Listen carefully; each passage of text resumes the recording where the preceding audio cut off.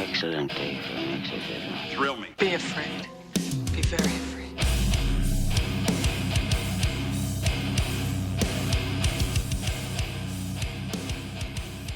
What's up, everyone? Welcome to the Horror Flicks and Guitar Picks podcast. I'm your host, Tim, and today I'm joined by my brand new co-host, Steven, also of the brand Toxic Coffin. How's it going, man? Woohoo! What's up, dude? Doing good. Enjoying this not cold day for a change. So I'm liking that. Right, this is probably the best day we've had all year for sure. It's already in the 60s and it's just now noon, so. But hell yeah, I'm excited to have you on the show. Do you want to tell people, for those that don't know, a little bit about what Toxic Coffin is and, where they can find it and when they can find it?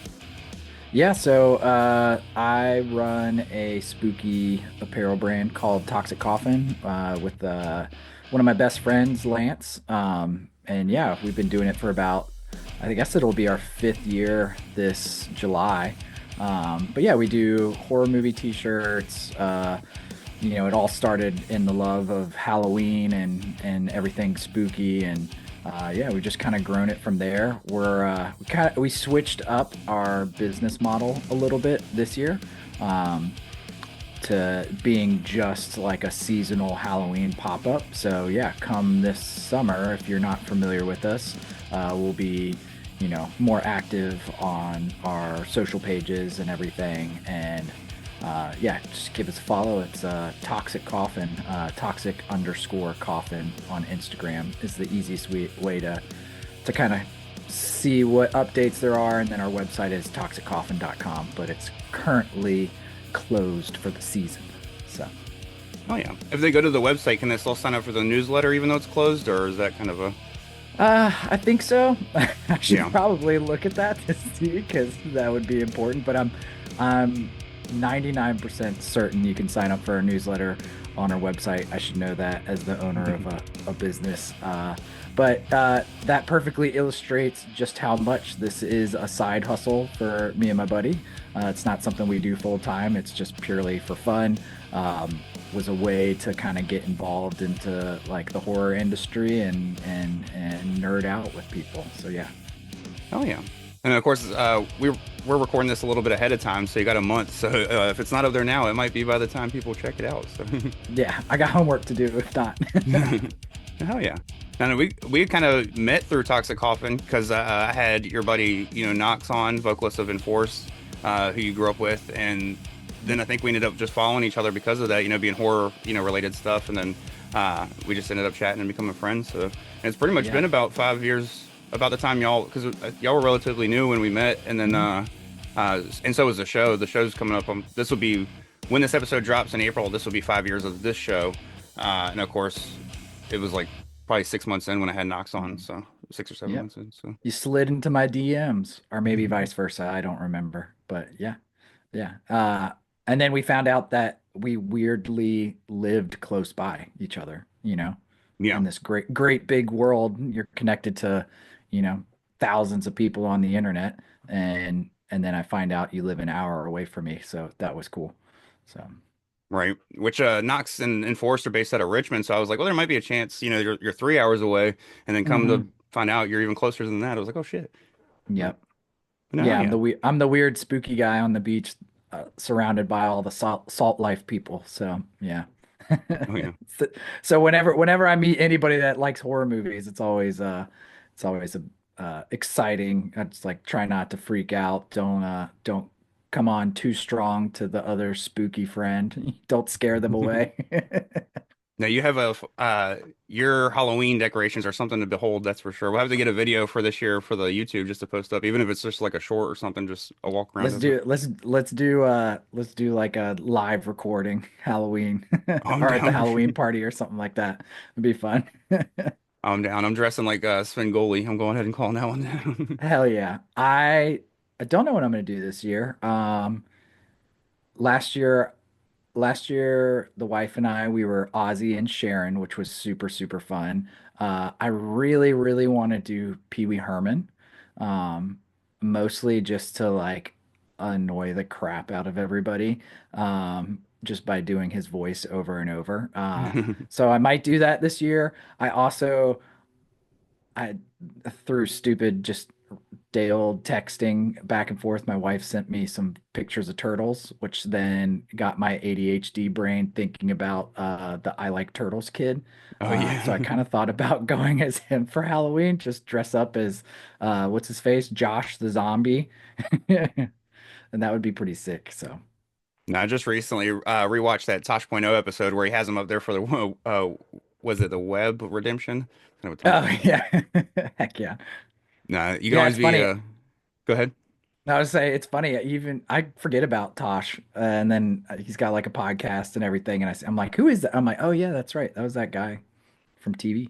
Yeah, we forgot that we had Paramount Plus until we like clicked on it to like get a new subscription and it was like, oh shit, we already have it. I don't know. I didn't Hmm. even realize it was coming out. And then so we usually when we go on that's what we use for all of our Comedy Central stuff, except for I wish they had all of South Park, but that's stuck on Max. But they have like all the Oh specials damn. from South Park. But we go to that for Reno 911 rewatches and Tosh Point oh. So that's where we go to Paramount Plus for. So when we found out That's we all you need. right. Well, I was looking for like Sonic for Ari, my son Oh, for sick. anybody that's listening. But so I was looking for that stuff because we were gonna rent Sonic 3, but he wanted to watch some of the other Sonics and stuff. So that's what kind of got us to look to begin with. And I was like, oh shit, we can start watching our shows again that we used to always watch when we had it. But Mhm. Nice. no, hell yeah. But then, of course, for anybody listening, this is the first show on YouTube, but this is, like I said, 5 years of the show. I've been doing it solo for the first 5 years. I took a few months off to kind of get ready for this YouTube prep and, to add Steven to the show as my co-host. And the format's changing up a little bit. So if you want to go back and listen to all the past episodes, they're available on Spotify, Apple Podcast, anywhere you listen to podcasts. Uh, and they'll pretty much stay available until, for some reason Anchor decides to take them all down, which is owned by Spotify now. So I don't really see that happening. But the shtick of the show before was I would interview musicians about their favorite horror movies, and then I would mix episodes with, just interviews with people from the horror world, whether it's fellow podcasters, actors, directors, makeup effects artists, composers, etc. And then I started having a monthly roundtable with my buddies Travis, Ren, Phil, and Jay, where we just talked about horror related topics. And going forward, I'm still going to have at least one or two of those interviews per month. And you can tell I'm not used to YouTube because I'm not looking at the camera at all. I'm just looking Mhm. everywhere else. But it's because that's what I'm used to doing with these just audio interviews. But I'll get the hang of it eventually. Uh, and then, um, but going forward, me and Steven are going to pretty much just review movies and chat about, horror related topics and even, music related topics every now and then because the show is called the Horror Flicks and Guitar Picks podcast. So we'll mostly stay in the horror world, but every now and then we'll go into the music world and stuff. But those are the changes, and you can still look for shows every week, moving the release date to Fridays, and they should be dropping at like 9 a.m. Eastern every Friday on YouTube, and then the audio should be dropping about the same time. So just keep an eye out for that. And if you're listening, make sure you like and subscribe. Well, if you're watching on YouTube, make sure you like and subscribe. And if you're listening, just make sure you follow and, leave a rating, whether it's Apple or Spotify, because you can leave ratings on Spotify as of the past year. So, which was awesome. But Hell yeah. My daughter's gonna be so much more proud of me now that I'm a YouTuber. Does this officially count as me being a YouTuber? yeah, I mean, you don't got to be a successful YouTuber to be a YouTuber. You Hell just got to yeah. be a YouTuber. No, and I'll make sure That's that our episodes are dropping weekly. So that's why we're getting ahead. Like that's why I mentioned earlier in the recording that we are recording quite a few, like pretty much a month out because I want to be able to make sure these episodes are dropping on time and every Friday when it gets started and keep that up because I've had issues in the past because of that's one thing that made me make this switch was having guests week in and week out. You plan on stuff and then they have to bail or something happens or so you lose interviews and you have to scramble around. So with this, you and me can bank episodes whenever we have the time, and then if not, we can rush an episode if it's a newer movie and stuff. But heck yeah. No, I'm psyched, man. I feel honored to be a part of this, and it's just another excuse to nerd out, so I'm stoked. no, hell yeah, and you're one of my favorite people to talk horror with, anyways. And we haven't mentioned it yet, but we host horror movie trivia together already for over 2 years Mhm. now. Or yeah, I think it's 2 years. Yeah, that's crazy. That's crazy that it's already been that long. Yeah, that's been super fun. But yeah. Now, and we'll be returning the same month that the show is returning on YouTube to horror movie trivia. So if you're in the Virginia Beach area, Keegan's Irish Pub in Virginia Beach Town Center area, we'll be there on April 16th for 4 rounds of horror movie trivia. And the winner, it's free to play. Winners get a prize pack. Um it's teams of 1 to 6, and then it starts at 8 p.m. So just come on out. Yep, it's a good time for sure. But hell yeah. And of course, we can dive into like the horror related stuff. For the people wondering, we're doing a meet the host episode because even though I've been doing the show for 5 years, I immediately started with interviews and never really did anything like that, for my favorites and stuff. So pretty much what we're going to do is if you're listening to this and it's your first episode or watching this and it's your first episode, this is kind of the same questions and stuff that I cover with musicians when I have them on the show as far as, uh, what we're going to be chatting about. So everything I ask Steven, I'm going to answer as well. But those questions that I'm asking Steven are also questions that I would usually ask like musicians and stuff like that. So if you go back and see a musician that you're like, oh, I love this person, that's just the kind of conversation you can expect in those episodes as well. So, but we could dive right in. What was your relationship with horror movies growing up, and did it change at all as you got older and became an adult? Or Yeah, definitely. I mean, my my earliest memory of watching a horror movie, I was 4 years old. I have two, I'm the youngest in my family of three boys, so I'm two older brothers, and they are much older than me, like 10 and 12 years older than me. So, I was the mistake in the family, and my mom says I was a surprise, not a mistake. So, uh, happy but accident? yes, a happy accident. But yeah, they were watching something, and I snuck downstairs. I was only 4 years old, and I knew they were hanging out with friends and just wanted to be a part of it. And it was Nightmare on Elm Street they were watching. And I Oh come yeah. downstairs and they're like, dude, you can't be in here. Like, this is way too scary for you. And I was like, I'm fine. I can do this, you know? So, so they're like, all right, fine. As long as you don't go crying to mom and dad, you can sit in here and don't talk to us. So, so I watched Nightmare when I was four, and it absolutely obliterated me. Yeah. I was so scared. I had tons of nightmares. I specifically remember like having dreams of being like sucked down the drain because of the bathtub scene where his hands come, his claws come out for Nancy. Yeah. And but yeah, I'd have dreams that I'd get sucked down the tub into this like horror world in his, boiler room and everything.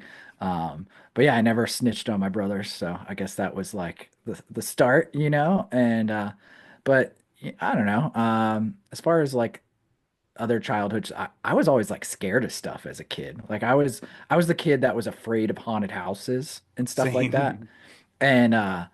And I guess that like bothered me. Like I was like, I gotta overcome this. And we grew up in the era of blockbusters and everything, and every like once in a while, like after like family Friday family dinner out or something like that, we'd be lucky enough to go to Blockbusters. And so then, you know, that turned into like an obsession with trying to walk through the horror section, at Blockbusters.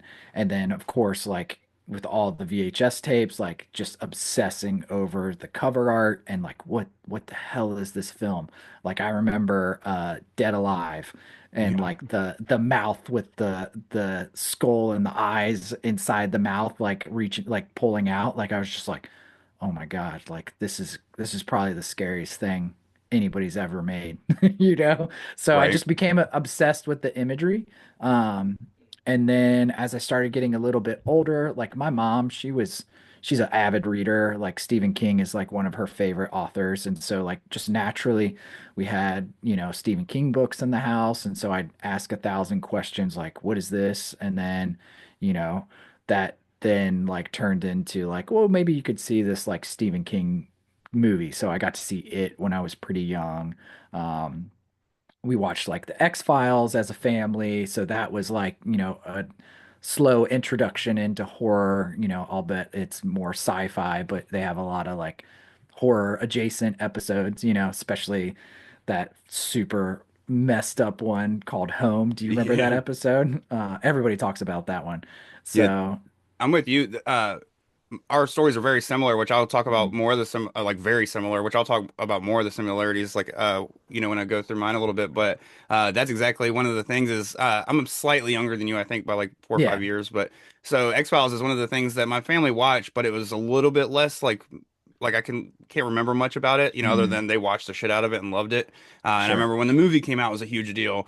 Oh But that yeah. episode home, I remember watching that shit on TV when it came out, and my parents being like, "Should they be watching this?" Because like Dude, usually they'd be fine with it, but it was rough, and I was like, it stuck with me. I remember that for sure. yeah, I feel like I'm trying to remember when that came out. That because there was another movie. I feel like there's some other horror movies that were coming out at that time, especially like it had to have come out before uh the remake of Hills Have Eyes, right? Or do you think that Yeah, was about the same time? I just yeah, remember there was like a time period where like you know, uh like I don't know, like that back home's horror kind of thing like started to get like more violent, and I felt like the X-Files episode um was kind of like matching that theme that was happening in a lot of films with like Wrong Turn, The Hills Have Eyes, um and yeah, that was a freaky episode for sure. dude, it, um it dropped in 1996. It was way no ahead way, of its that's time, way ahead dude. of, oh, okay, yeah, so it has to have been, yeah, but That's wild. Yeah, it was before Wrong that's crazy. Turn, Ravenous, even Ravenous and shit, which is Yeah, even that's more crazy. more laid back than those movies. But Huh. Yeah, because I know it yeah, wasn't on like the first season. It was like 6 seasons into the series or something like that, yeah, I I think it want to said say. season four is yeah, Okay.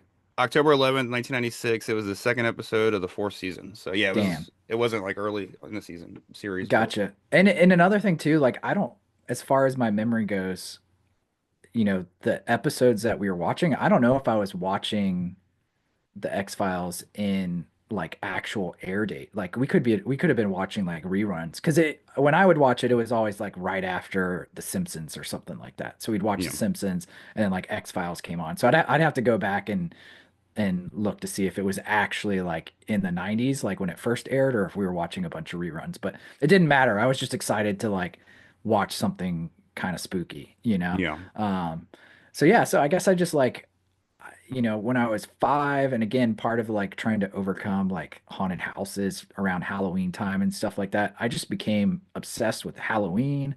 And I don't know, I think as anybody that loves Halloween likes scary movies for the most part. And so I think it just went hand in hand. And yeah, I just, it was just something different.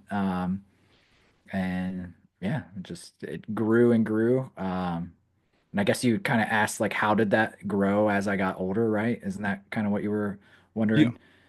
So, I guess just through middle school, high school, it was the typical like, The Ring comes out, The Grudge comes out. Like that was all my era of like high school horror, like Final Destination, like stuff that would come to like our suburban ass movie yeah, theaters, you know?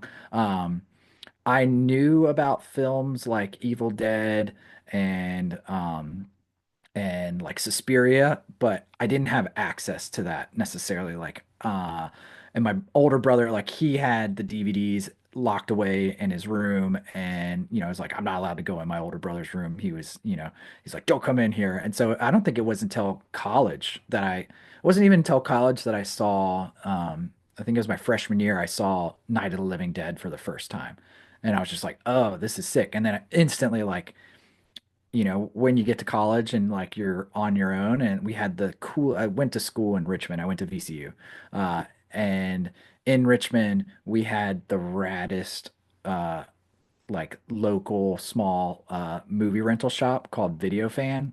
yeah. And the dudes that worked there were all super big, like horror heads. And so you would rent one, and they were also like very friendly. And they would just Oh, be like, oh, you like that? You should check out this. So like, in college, I just like became obsessed with horror because it was just all of a sudden the doors opened because I was like, I hadn't seen all these Romero films. And then like I saw Evil Dead for the first time in college, saw Fright Night for the first time in college. So it was just like I knew the mainstream like modern movies that were always coming out, and then like the classics like Nightmare on Elm Street, or, Friday the 13th. I saw all that stuff growing up, but it was more like the like really core stuff, that just exploded for me in college and then just pretty much never looked back. I mean, it's like that addiction of like, oh, what else haven't I seen now? And that just grew and grew and grew and grew. So yeah, that's pretty much where it's been. But yeah. Oh yeah. No, our like I literally could probably just say ditto for most of Yeah. that, but no, we had a very similar story because like growing up, I was terrified of horror movies myself, and I was terrified of just movies. Like my mom tells me stories about me being scared of The Mask and Jim Carrey's The Mask for anybody wondering. And then of course, she said one time I came home from my dad's because like I used to go to my dad's for like every other weekend or Mm. whatever, and I don't remember this because I was so young, but she said I was in my room like to go to sleep and they put on Interview with the Vampire, and as soon as the music started, I came running out of my room and was like, "Turn it off! Turn it Dude, off!"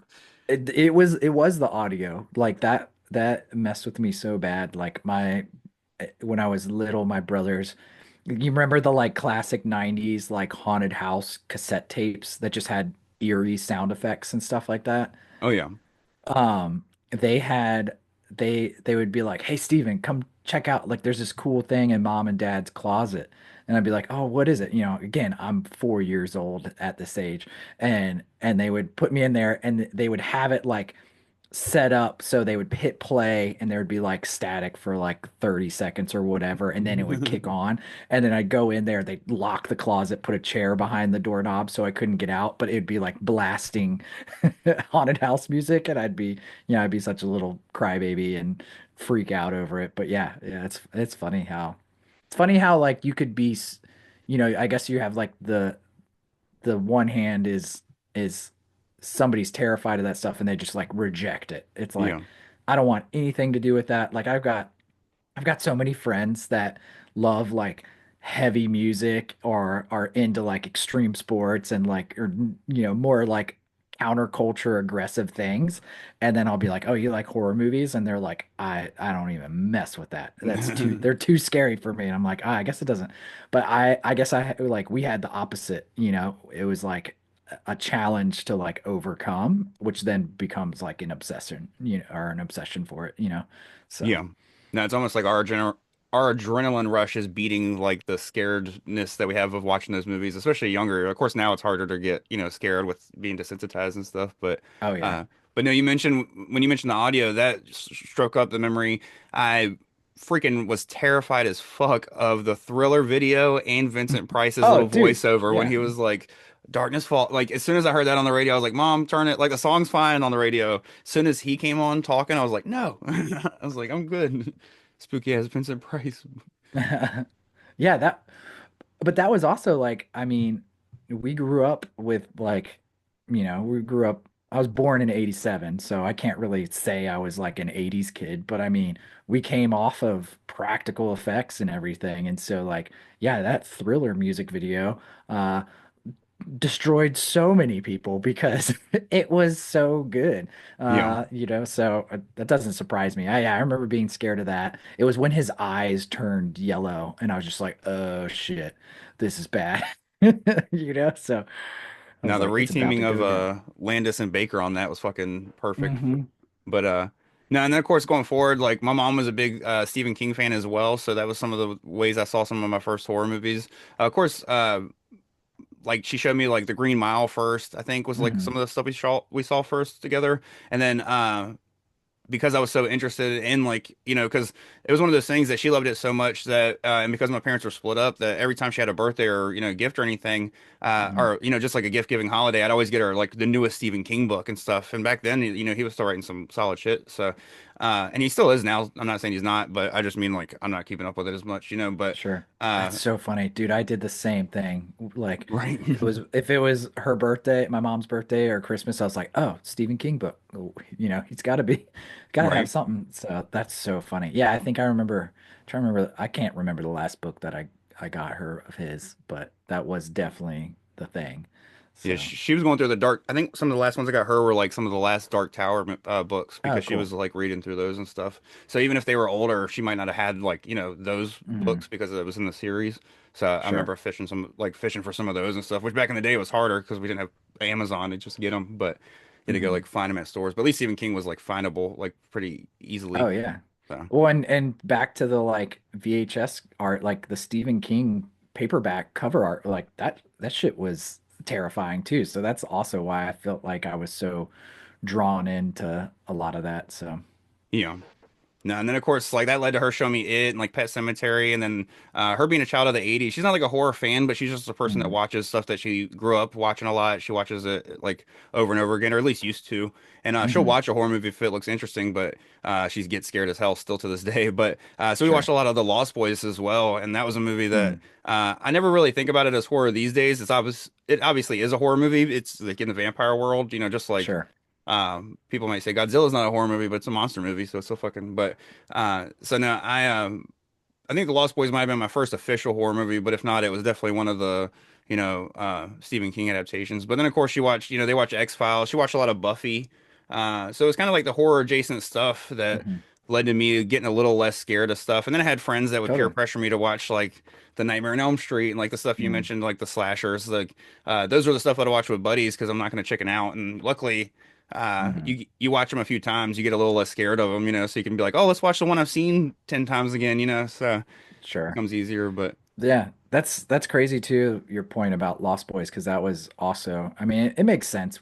Like you said, you're only that much younger than me, but I think probably people our age probably had similar paths. But like, yeah, Lost Boys was the probably the first horror film that took me into like the next level from like PG-13. And Lost Boys isn't really that, you know, you know, violent. There is, blood and stuff like that, but it was, you know, when like Corey Feldman's character like goes into when they go into the caves, and they first stake the vampire and the blood is like glittery, yeah, and that's like I remember specifically seeing that. I was so scared, like, and nervous to watch that movie. And then when the blood was like glittery, I was like, oh, okay, like I can handle this. This isn't so bad. Mhm. And so yeah, so I think Lost Boys was also one of those like foundational horror films that like took me to the next level where I was like, yeah, I'm down to try more. So, yeah. No, and what luckily kind of worked, I think, in our favor too, is like you said, it was in high school for you. I think it was more middle school for me, but mhm. The Grudge and The Ring were definitely Oh yeah. scary, but like the same movies that came out in that era, like the rest of the movies that came out in that era are more fun than scary. Like you got the William Castle remakes that are all kind of Mhm. goofy. You got Wrong Turn, like nothing in that era other than like those Japanese to English language remakes are truly like scary like that. And of course, not like this because I wasn't fishing for gems either. I was just watching what was like, Mhm. big Sure. budget. Same thing like Final Destination 2, Saw. Like it's all just cool kills. It's not scary. So I think that helped me get over the being scared part. So by the time I became like a older teenager and stuff, and that's when I started like jamming and playing music and stuff. And Mhm. everybody would want to get together and watch horror movies afterwards. So that just kind of led to me watching more of them and becoming a fan. And then I'm like you, I had the awareness of all the old stuff, but I never really watched it until Mhm. probably like the last decade. I just started diving really back and watching all the stuff I missed, like Sure. Return of the Living Dead. You got the pillow in the back, Motel Hell, stuff like that. Mhm. So, Oh but yeah. now I love it. So, Yeah, and there's something extra special. I mean, I'm grateful for any person that has suggested a film, whether it was foundational, me growing up, or just like you suggesting a film to me. Like I love it. Like that's part of the community that I love is sharing, the movies that we love. Like I can't stand like when people try to gatekeep like that kind of stuff. But that being said, like once you did start discovering more stuff on your own, it was so much more special because you're like, oh yeah, I heard about this, and I didn't have to be either peer pressured into watching it. I just like, hey, yeah, let me check this out, and then it blows your mind, because that was definitely the case for me for Suspiria. The first time I saw that and like the Goblin score kicks on like right away and like all the reds and the glow of color, I was just like this like immediately when that film came on, I was just like this is something different. And then, like you said, when you find those movies, it sounds corny, but it's definitely life-changing. So, yeah. No, that's like I'm kind of gonna just spout out my top five really quick. Not right now, but when we get to like talking about like mm, our favorite horror movies, and it's kind of one of those things that when I watch a movie nowadays that comes out like literally like I just went and saw the Monkey recently or whatever, and I'm not saying mhm, that's like my favorite horror movie of all time, but say I walked out and thought about it and I was like, damn, that could be my favorite horror movie. mm, I've kind of gotten that over like the recency bias thing because in my eyes, if I see a movie from the '80s and it's the first time I've seen it, then it's still recent to me. You know what I mean? So sure. it's kind of hard to be like that because at that point I can't say The Exorcist is my favorite film if I didn't see it for the first time 5 years ago. You know what I mean? So, Hmm. that's when I literally didn't see for the first time till like 5 years ago because my parents would tell me, "No way, you're too scared of shit to watch this." And Hmm. then by the time you get older and stuff, we didn't have streaming, so it's not like I could just watch it on my own if I wanted to. You got to watch what's Sure. available to you and stuff. So, no, and that's so I mean, and I do want to shout out some other horror adjacent things that I'm sure we both, indulged in, like Goosebumps and Are You Afraid of the Dark and Oh yeah. those types of things. It, like definitely helped, grow into like a true horror fan as I got older and stuff. So, Yeah, I mean, yeah, I completely forgot about Are You Afraid of the Dark? I mean, that was every was it Snick, yeah. and like every Saturday, like yeah, and that was terrifying too. There was a couple episodes on Are You Afraid of the Dark that were just like genuinely like nightmare fuel. So, yeah, that definitely played a huge part for sure. Yeah, we've been watching that because Ari's gotten hooked on it. So at night when we're going to sleep, he's like, "Can we watch Are You Afraid of the Dark?" And we're I like, love "Sure." that.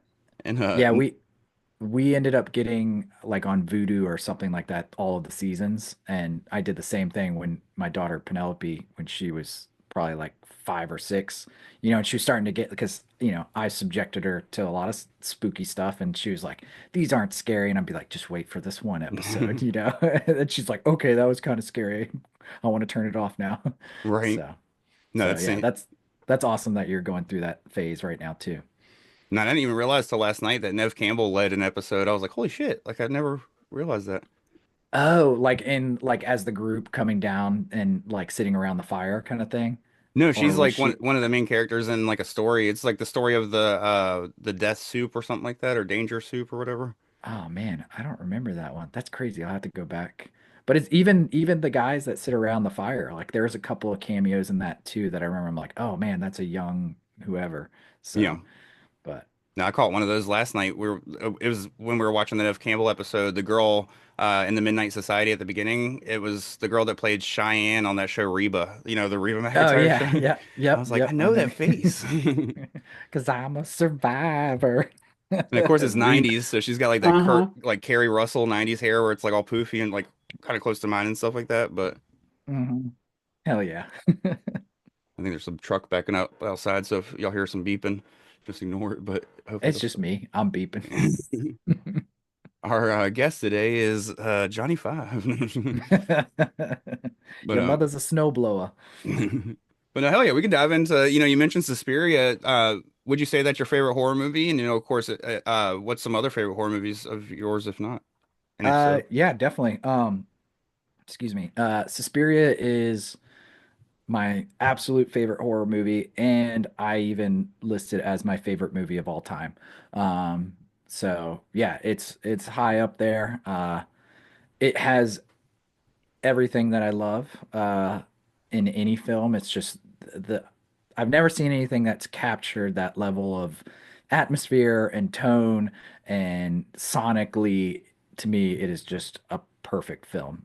Even if you want to argue that there's some weird, classic 70s Italian horror plot holes and stuff like that, but none of that matters to me because everything about that movie is perfect. you know, I watch it every Halloween. It's probably my most rewatched movie of all time. Um, and I saw it kind of later in life. I saw it, when I was in, my early 20s, once I finally had access to it. Because it was one of those movies, like I went down this like spree of buying used movies from FYE at the mall, yeah, and you could get like all of a sudden I was buying DVDs for like $2. I was like, oh, there's this one and this one, but they never had any of the, Argento or other like Italian stuff. So it was like hard for me to get it. And then, you know, and it was pre, just having Amazon and everything at the, fingertips and everything. So I finally saw it and it just completely blew my mind. So yeah, that's number one.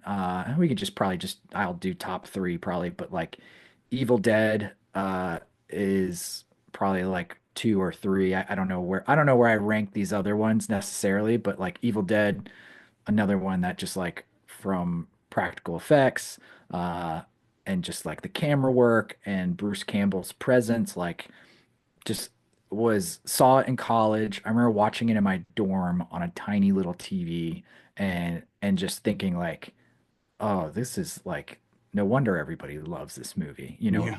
It's so good. Um, and then The Thing, that's my favorite John Carpenter film.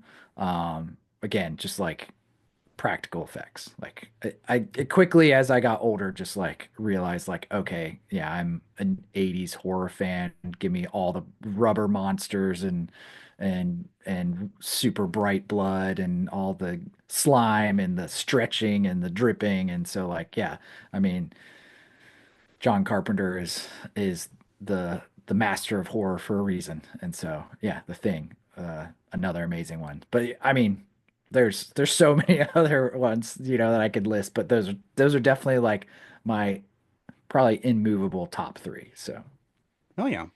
Now my top five has been locked in for a while, and just the other day I kind of changed my top five and six. mm, And it's literally because I was just thinking about which one I watch more and which one I probably would throw on first. And my number five is actually Return of the Living Dead because of hell yeah. just and that's one I hadn't even seen for the first time until maybe like 10 years ago, 15 years ago, or probably 10 or 12. I wouldn't give it as far back as 15, Hmm. but I immediately fell in love with it. I watched the shit out of it. Like literally I could throw it on right now and then tomorrow if it's on, I'll watch it again. So I'm glad that it Hmm. has a 4th of July like kind of reason to watch it every year, you know what I mean? So Yeah.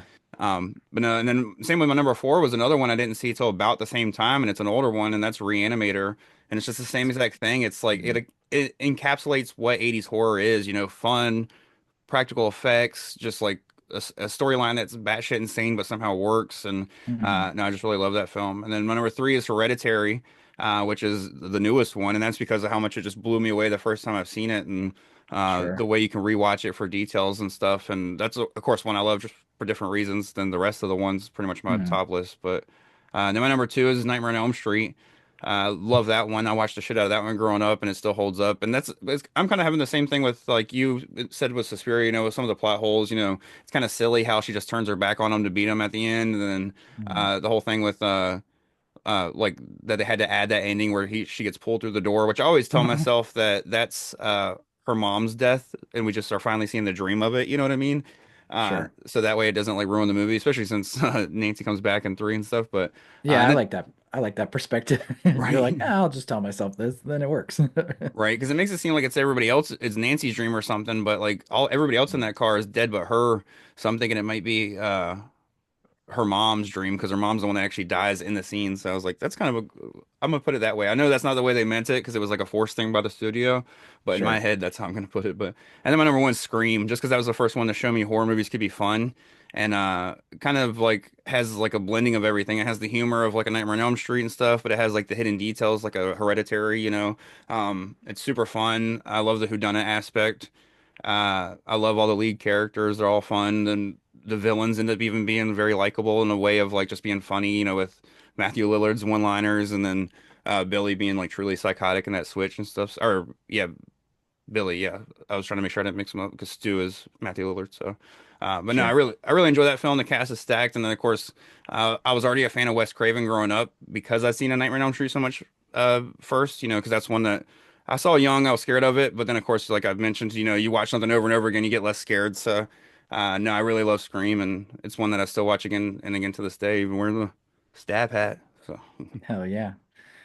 Yeah, those are all, I mean, and all of those that you mentioned, like those are forever creeping into like my top 10, or top five, like as soon as you said Return of the Living Dead, like that's probably in my top five.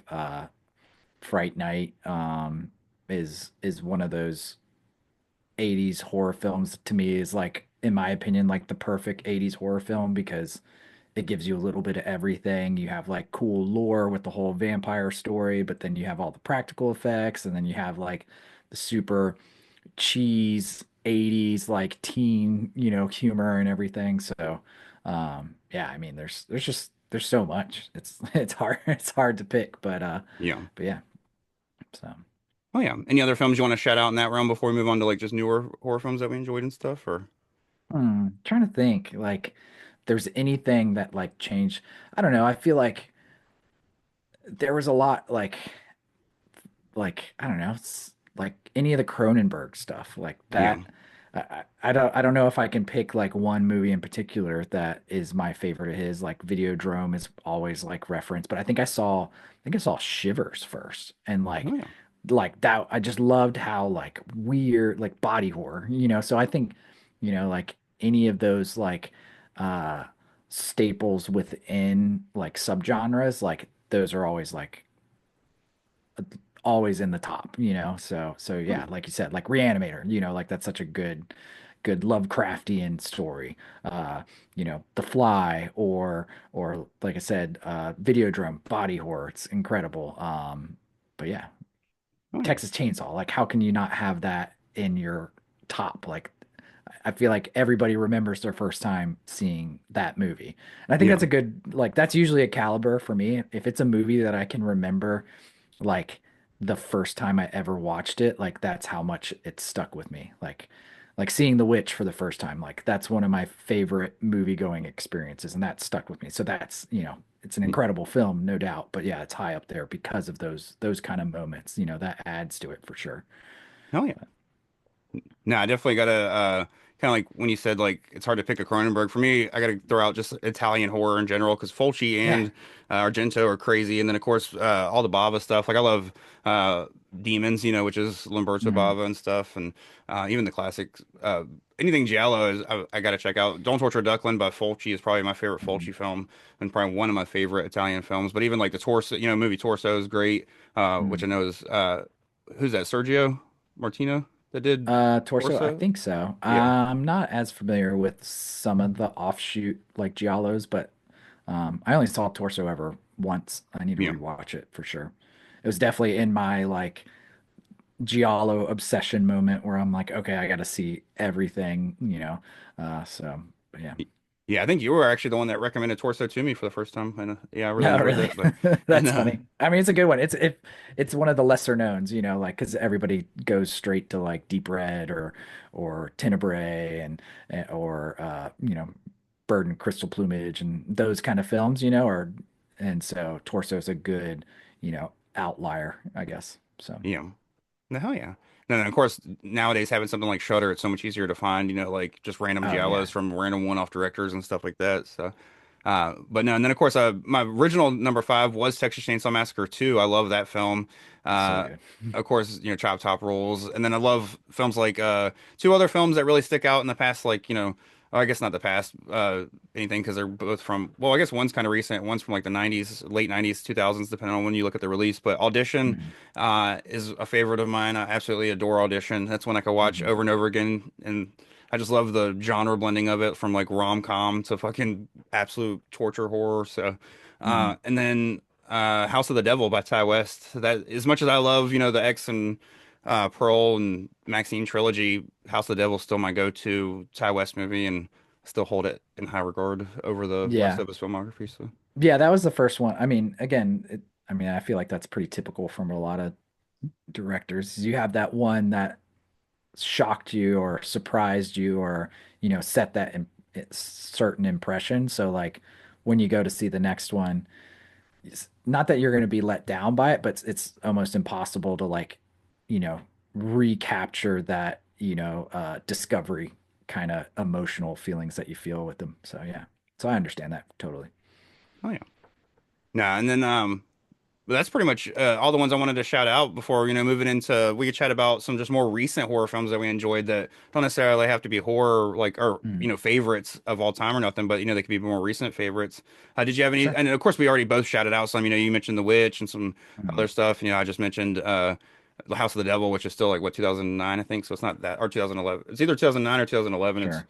I can't even remember which decade it's part of, but I know it's like on the brink of whichever decade it's on. So, just because when we do trivia, I'm always like, can I put a House of the Devil questions? Yeah, yeah, yeah. But do you have any, newer horror films? And by newer, I just mean the past decade or even 20 Mhm. years, that really stick out to you that you enjoyed a lot? Yeah, I mean, there's a ton for sure. I mean, I feel like it's hard not to be like an A24 stan. You know what I Mhm. mean? Like Ari Aster's been such a cool addition to modern horror. Jordan Peele, Robert Eggers and everything. So like pretty much any of their canon, I love. Um, the most recent one that's jumped up into like one of my favorites is The Substance. Like, and I Oh know yeah. that movie's been talked about to death recently. But I mean, there's a reason why you're seeing, Demi Moore and the crew get the accolades that they're getting at, awards right now. That movie is just like, again, like a Suspiria. It was one of those films that just visually, sonically, and everything just blew my mind. Like I left that movie theater and was just like, oh my God, what did I just watch? Like, and Yeah. not in a bad way, and just like I couldn't stop thinking about it. So yeah, Substance is super high up there. Um, the other one is Cronenberg's son's film, Possessor, when Oh that yeah. came out, like 2020, I think it was, when that movie came out. And again, another one that just like the like dread of that film just like sat with me for like 2 weeks. And I'm a big sucker for like body horror and anything that has like some kind of like sci-fi-esque kind of like tie-in, and so that definitely like fits all checks all of those boxes, so that was another incredible one. And then other one, you're wearing the shirt, Mandy. I can't not talk about that movie.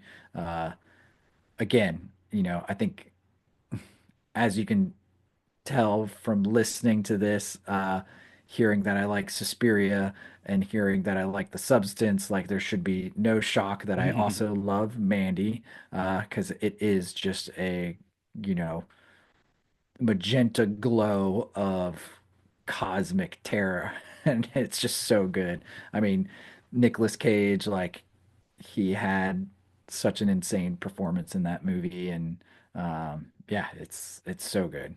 But Oh fuck yeah.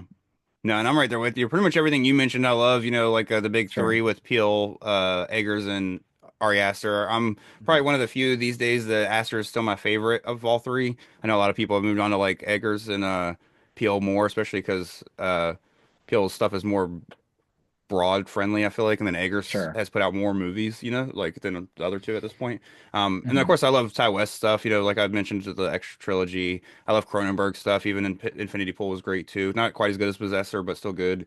Mhm. Um, but and then I guess just to throw out some like more other stuff that I really enjoyed. I was gonna say deep cut, but the first thing I'm gonna throw out is not a deep cut at all. So, Mhm. Last Night in Soho, I love that movie. I Oh know yeah. some people don't really like it, but it's probably my favorite of the 2020 so far. And of course, I love Shaun of the Dead and all those movies, but that's a little bit further back, the Cornetto trilogy and shit. But and then I do love Rob Zombie's movies for the most part. Mhm. I think the only thing I didn't really enjoy was I didn't really make it through the monsters, but Oh I at yeah. least can enjoy 31, have fun with it. This doesn't have a Mhm. solid ending in my opinion, but other than that, it's a fun movie. And then the rest of the movies I feel like are fun enough. I don't really watch his Halloween movies as much, but I enjoyed Mhm. them the first time I saw them. I didn't really like the second one back when I saw it, but I like the first one. But so Rob Zombie for the most part. And then just to throw out a few deep cut things that I really enjoy, and that usually when somebody's asking for like some uh, recommendations, some stuff I throw out. I really enjoy that German horror film, The Golden Glove, about the serial killer Fritz Honka. Mhm. Very Henry portrait of a serial killer with a little dark humor in it, which Yep. is kind of wild to think of, but also really awesome. So, but I also do love not really a deep cut to like big horror fans, but to anybody that's not a huge horror fan, Psycho Goreman. I love stuff like Oh yeah. that. Those more low budget films that we're getting these days and a lot of that fun stuff. So, I don't know. There's a lot of stuff that's out there. It's hard to kind of pick just a few. I really Mhm. liked, Strange Darling and Oddity were two I fit in towards the end of last year just to cram for the top 10 of the year episode and enjoyed the shit out of both of those. So, and then of course, last but not least, I'll just say I really enjoyed the Terrifier 3 and 2 and 1. I was going to say the trilogy and I said 3. Mhm. Yeah, the Terrifier trilogy, I really enjoy that just because they're super fun films and they're a throwback to like those classic 80s films and stuff with like full on practical effects and just, Sure. simple story with gore packed to the nine. So, Yeah, heck yeah. No, that's all solid, and I agree.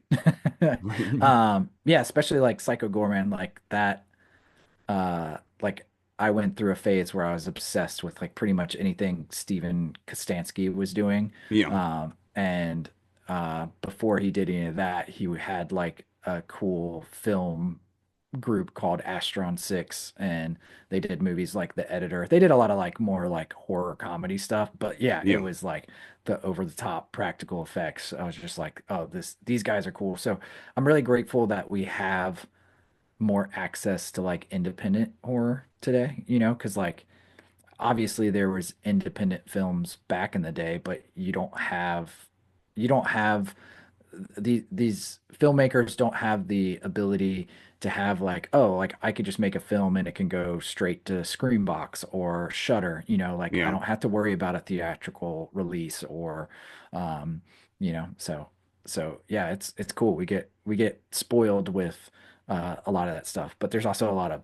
really bad straight to Yeah. video on demand, especially in the early 2000s. Like, oh my gosh, all the video on demand crap that came out of that was not the best. But Right. there's Like the some, eight films to die for and shit like that. yeah, After Dark exactly. Horror Fest. Oh my gosh, yeah. Um, but yeah, so yeah, No. I love a good indie like that's like it's funny. There'll be a film that's on my list that I need to see, like a more recent film. But 9 times out of 10, when I'm sitting at home at night trying to like pick a movie, it'll be like, oh, yeah, I want to watch this movie. Like Mads, like that was a sick one that I just recently watched. Yeah.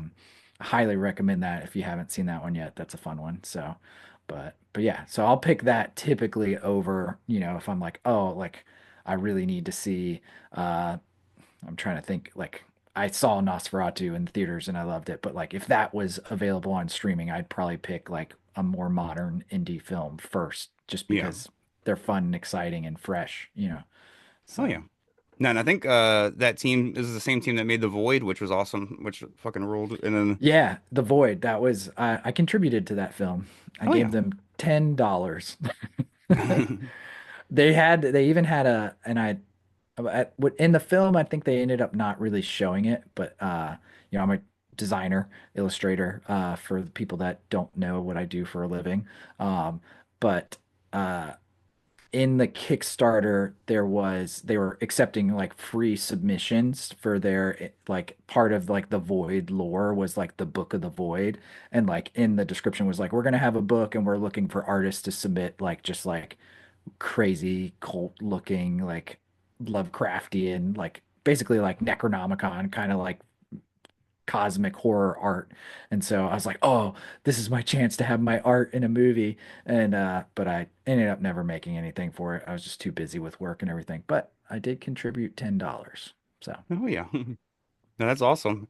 No, that's the type of thing with those filmmakers is that's how they same thing with Terrifier too, which I mean it just got a little mhm. bit bigger, with the fan base and stuff is that once they can make a few films like on their lower budget by themselves or just get a few backers for those, if they could just hold onto that fan base and kind of just make sure they get in front of them every time, then they can get backing, at least some of the backing, through just Indiegogos and GoFundMe's and stuff. So. Uh, Yeah, absolutely. that's the one thing I love about horror is they help keep like the indie version of those films alive. Like you don't see indie comedies made that way, as Mhm. often. Every now and then you will see one, but honestly, most of the time it's from somebody, in the horror world making a comedy, so because they see it being done over here, so they're like, oh, let me go try to do it. So, Yeah. uh, but now I'm with you, all those indie films, like even Turbo Kid, I love, but we can mention Mhm. hundreds of films. But that's the one Oh good thing yeah, it's about never ending. right. That's the good thing about starting the podcast. Well, starting to do it together is, going forward, we'll have all of our episode topics will be movies or music, of course, and stuff. So, and I didn't mention it up front, but for anybody listening, next week, of course, will be an interview episode, and then the following episode, we're gonna do the same type of thing, but a meet the host music edition. So we'll talk about our history with music, well, listening to it, playing it, and this and that. So, Can't but wait to talk about polka music with you. Weird Al, we're just gonna review Weird Al's latest album. Honestly, yeah, I said that as a joke, but I'm not even gonna lie. I could go on and on about Weird Al. Right. So, anyways, but That yeah. shows that how much I know about polka when he's the first thing that pops in my head when he's Same. him and I just John think of Candy. that and then Busch Gardens, Williamsburg, and going and seeing the Pao bands play at the Fest House. I think about him and the Polka King, John Candy from Home Oh Alone, I yeah, think. Yeah. yeah. But no, hell yeah. But no, and of course, next week we'll share our music related horror stories. But I like to end all my shows by, or all of our shows going forward. Not all of our shows going forward, because once we tell our stories, we're not going to be doing them, on those episodes. But usually when I do interviews, I ask people if they have a horror story of their own. And I figured to kick off things with our Meet the Host episodes, we could share some of our own as well. We'll share, like I said, our more music related ones next week. But I'll start things off with mine this week. On my honeymoon. I woke up at 3 a.m. to my car, just my horn in my car going off like constantly. And of course, being a kid of the 90s, I'm used to car alarms that change sound, used to something that would sound like a ray gun, like just kept changing sound and all of a sudden sounds like just your horn. So I thought maybe like my alarm went off and then my horn was just, eventually it went from the alarm sound I'm used to. Not that I'm used to my alarm going off, but I have set it off before. Maybe I was thinking maybe it had been on so long that it just changed to like a constant horn, because I never left it on. It was usually just to find the car in the parking lot or something. So I wake up, I start scattering, and I realize that I thought maybe I slept on my keys because I have a bad habit of just falling asleep in what I'm wearing sometimes. And I didn't. I had taken my pants off and was literally in boxers, like sleeping like, I would sleep if I went to bed. And like I said, I was on my honeymoon, so I don't know if I went to bed drunk or what, but when I woke up, I was searching for my keys, couldn't find them, and finally I found them, and I just went outside in boxers and everything. And we were in a cabin in Tennessee, so we were about a story up off the ground. So I was coming down the flight Mm. of stairs, like hitting the button, trying to turn my car alarm off. And then I opened the driver's side door, and there's just a bear staring at me. Uh, Oh yeah. so I shut the door in the bear's face, and ran back in and told my wife, I was like, call the cops, I'm too scared, and woke her up and stuff. And even she was like, if you would have ate, I was in here sleeping. She's like, I would have never even have known. I was like, so I have a bear PTSD. And of course, if you Uh, have been a listener of the show, you've probably heard this story before because I have told it before, but it's a crazy ass story. And I have pictures. So maybe when this episode drops, I'll find a way to put them on the socials and stuff like that for anybody that wants to I see. I can't wait to see this picture of this bear. I might Can be you able to edit imagine? them in the video too for I YouTube. hope you share a picture of this bear and it's a raccoon. I don't have a picture of the bear. I have a picture of the car. Okay. How big was the bear? Was it just like was it a black bear, brown bear? It was a black bear, and it Mm, seemed like not a cub, but not full size because it was like mm. I was driving a Scion XB, like one of the square cars, and it was in the front seat, and like the entire thing was in the front seat. So, but it was like across the entire front seat. So, So it got in your car? yeah, it just opened up the back door. I guess I either forgot to unlock it or it ripped on it hard enough, but the back door is just wide open. That's sick. I was like, "That's Uh, fucking." yeah, that would be. Did it like growl at you or anything? Did it give you some like primal rage or was it just like all just like full on, just like you go into adrenaline mode, like, oh shit, and you just got to try to get it out there?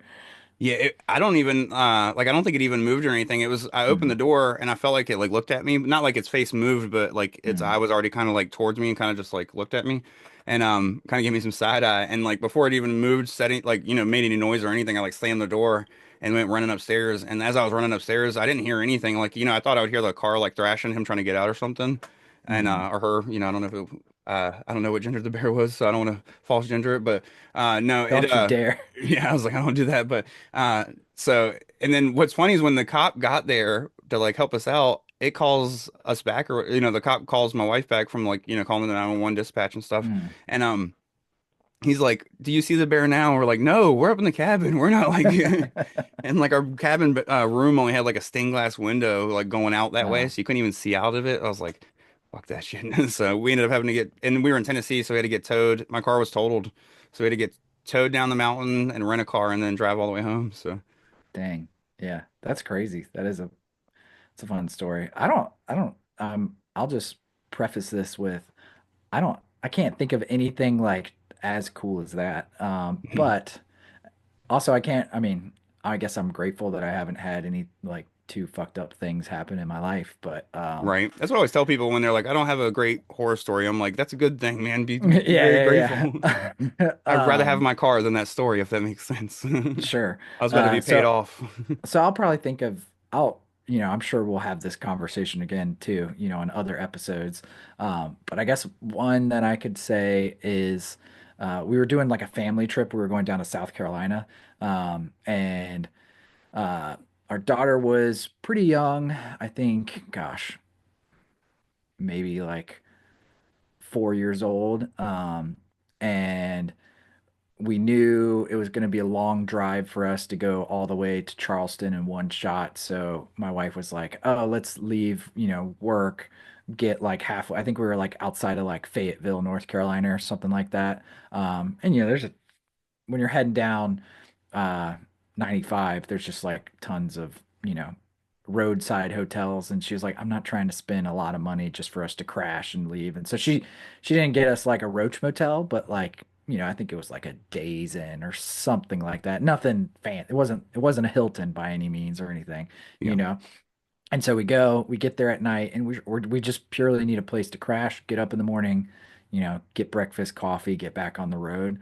Um, and so get there, we're all tired, fall asleep, wake up in the morning and throw my covers off the bed. And the first thing I see right by my foot is this big old like blood stain in the sheet.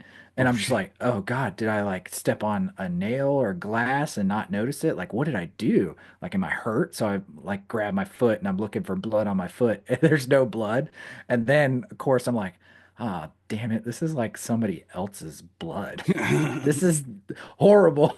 And so then I was just like the whole rest of my day, I was just like so freaked out. Like that was worse knowing that it wasn't my blood, I'm like, Yeah. I just spent the entire night and I guess I'm just happy that like my wife didn't, she wasn't sleeping on that side. I actually think she slept in the second bed because we had our daughter and she was scared. So like I had the blood bed. And so yeah, I guess that's probably like my one horror story that I could think of that's, mildly entertaining. But yeah, woke up. I think we told the front desk, we're like, there's blood on my sheets, and it's not mine. It was there before. And I just remember them being like, okay. I Yeah. was just like, no apology or I'm sorry. They're just like, seems pretty, normal for a, Friday night, I guess. So It's like, yeah. sir, you have to request no blood spot if you don't want a blood spot. Yeah, that's I didn't get turned was it turned down pillow service or what's it called? It's a turn down Um, service. I travel for shows all the time and I can't think of what it's called. I'm dumb. right. But but yeah, so yeah, I guess that's my horror story. Don't book the budget hotels. Right. You might have blood. So No, that's definitely scary when you wake. That's definitely would ruin my day too. Fucking just sitting at IHOP the next morning. The wife's like, "What's wrong?" I'm like, I played footsie with a blood spot all night. What are you talking yeah. about? Yeah, it's like finding a like it's like being in a pool and a Band-Aid floating by and touching you. You're just like, ugh, like Yeah. I don't now I just want to take 20 showers. Yeah. No So longer in that pool, that's for sure. yeah, exactly. So, but yeah, that's really my only horror story. So that I have for now. I'll think of some better ones for sure. Oh yeah. Now next week we're gonna share, or not next week, but it'll be 2 weeks by the time the next episode drops. But when we do the meet the host, we'll meet the co-host music edition episode. We can also chat about some of our music related horror stories because we both have done bands and done a little bit of touring at least. So whether it's just around the area or whatever, but. Hell yeah, man. Well, I'm excited to, have you join me on the show. It's fun to, finally have you as a co-host. And do you want to let the people know where they can find you, on the social medias and stuff? If you want to let them just know about Toxic Coffin or, your personal socials, you're more than welcome. I pretty much just utilize for anybody listening, I pretty much run all the podcast socials, so that's where you'll be able to find me. And of course, I'll get into that in a second, but Yeah, absolutely. I mean, yeah, you can if you're looking to kind of like scope out all the like horror movie t-shirts and stuff we do for Toxic Coffin again, find us on Instagram. Honestly, if you just search Toxic Coffin, it should pop up, but it's toxic_coffin. And then website is toxiccoffin.com. Again, we're closed for the season until, Halloween kind of starts ramping up. So you can't really see much on our website. We are going to be doing one show this season in August in Richmond. We're doing the Oddities and Curiosities Expo. oh yeah. So that'll be kind of like our kickoff for the Halloween season. So just follow us on Instagram. That's the best way to kind of like keep tabs. Go to our website, sign up for our newsletter. But yeah, that's Toxic Coffin stuff. And then I mean, I'm a graphic designer. That's my my main day job and what I do. I'm a freelancer, and if you are interested in that kind of stuff, you can follow me on Instagram, and it's just rarebird underscore design. And yeah, you can follow me there. Hell yeah. No, and definitely recommend hitting him up for designs if you need them because he's a killer artist. So, Ah, thank you, sir. no, I'm excited to see what you guys do for, this year's Halloween run for sure. And, but pretty much, like I said, you could find me wherever you find the podcast because I run those socials. And on Instagram, that's literally my only social. So just wherever, really it's just Facebook and Instagram at the moment at Horrorflix and Guitar Picks Pod. We're also on Blue Sky, but we're not active enough on it to matter at this point. But if that changes, of course, I'll update that in the future episodes. But just remember, if you're watching on YouTube, to like and subscribe. And if you're listening anywhere else, just leave a rating or follow the podcast. It means the world to us. And we appreciate you for listening and stay safe. Thank you for joining me this week, Steven. And I'll see you in 2 weeks for our Meet the Hosts Music Edition. Hell yeah, I'm stoked to be on board. Hell yeah. Later, guys.